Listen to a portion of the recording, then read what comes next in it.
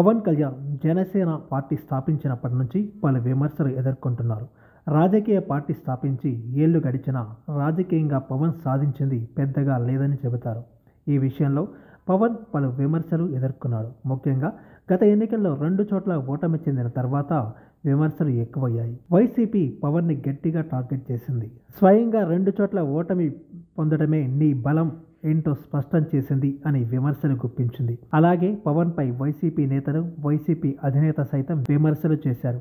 అందుకే పవన్ ఈసారి ఎలాగైనా తాను అసెంబ్లీలో అడుగుపెట్టడమే కాక ప్రభుత్వంలో తమ పార్టీ భాగం కావాలని అనుకున్నాడు. అందుకోసం టీడీపీతో పొత్తు పెట్టుకున్నాడు. వాస్తవానికి 2019 ఎన్నికల ముందు టీడీపీతో విడిపోయిన తర్వాత బాబుతో పవన్ మళ్ళీ కలుస్తాడని ఎవరూ అనుకోలేదు. అయితే వైసీపీ రెచ్చగొట్టడం, ఒంటరిగా పోటీ చేస్తే పెద్దగా ఫలితం ఉండదని భావించడం వంటి పరిణామాలతో సైకిల్తో సావాసానికి సిద్ధమయ్యాడు. వాస్తవానికి పవన్కి అభిమాన బలం ఉందనేది కాదనలేని వాస్తవం. అలాగే సామాజిక బలం కూడా ఉంది. అయినా రాజకీయంగా పవన్ ఇప్పటి వరకు పెద్దగా సాధించింది ఏమీ లేదు. పవర్ స్టార్గా ఆయన్ని ఆరాధిస్తున్న అభిమానులు ఒక రాజకీయ నాయకుడిగా ఆయన్ని ఆదరించడం లేదు. పవన్ పార్టీ పెట్టి 10 ఏళ్లు కావస్తుంది. రాజకీయాల్లోకి వచ్చి 15 ఏళ్లకి పైగానే అయింది. పవన్కి బలమైన సామాజిక నేపథ్యం ఉన్నా, ప్రేక్షక బలగం ఉన్నా రాజకీయంగా అనుకూలంగా మలుచుకోలేకపోతున్నాడు. రాజకీయ పార్టీల నేతలు స్పష్టంగా తామేమిటో, తమ సిద్ధాంతాలు ఏంటో చెప్పి ప్రజల మద్దతు కోరాలి, ప్రజల అండ సంపాదించాలి. అయితే భారీ అంచనాలతో రాజకీయాలకు వచ్చిన పవన్ ప్రజామోదం పొందలేకపోయారు. ఏదో ఒక పార్టీ పొత్తు ఉంటే తప్ప సొంతంగా సత్తా చాటలేని పరిస్థితి ఆయనది అన్న విమర్శలు వచ్చాయి.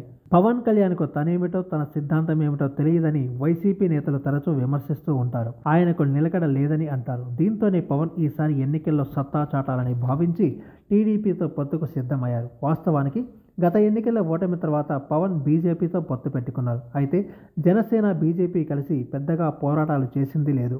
ఇద్దరూ కలిసి సాధించింది లేదు. అయినా కలిసి నడుస్తూనే ఉన్నారు. బీజేపీతో జర్నీ కొనసాగిస్తూనే వచ్చే ఎన్నికల్లో తెలుగుదేశం పార్టీతో కలిసి ప్రయాణం చేస్తామని చంద్రబాబు జైల్లో ఉన్న సమయంలో విస్పష్ట ప్రకటన చేశారు.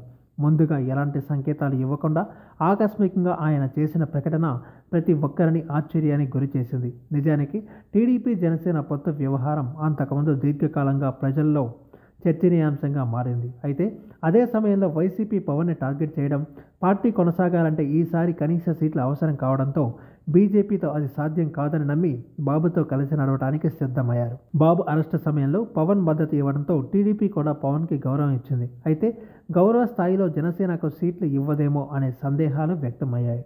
ఇదే సమయంలో పవన్ లైట్ తీసుకుంటున్నట్లు టీడీపీ అధినేత వ్యవహారం ఉంది. అలాగే పవన్కి తెలియకుండా సీట్ల ప్రకటన చేయడంతో పవన్ కేడర్కి, తమ పార్టీ నాయకులకి సమాధానం చెప్పుకోవాల్సి వచ్చింది. సరిగ్గా ఇదే సమయంలో చంద్రబాబు మిత్రధర్మం పాటించడం లేదంటూ పవన్ చేసిన వ్యాఖ్యలు వైరల్ అయ్యాయి. దీంతో పవన్ ఎవరితో పొత్తుతో ఎలా ఎన్నికలకు వెళతారు, ఈసారైనా అసెంబ్లీలో అడుగు పెడతాడా అనేది ఏపీ రాజకీయాల్లో కీలకంగా మారింది. ఈ వీడియో మీకు నచ్చినట్టయితే లైక్ చేయండి, షేర్ చేయండి, కమెంట్ చేయండి, సబ్స్క్రైబ్ చేయండి.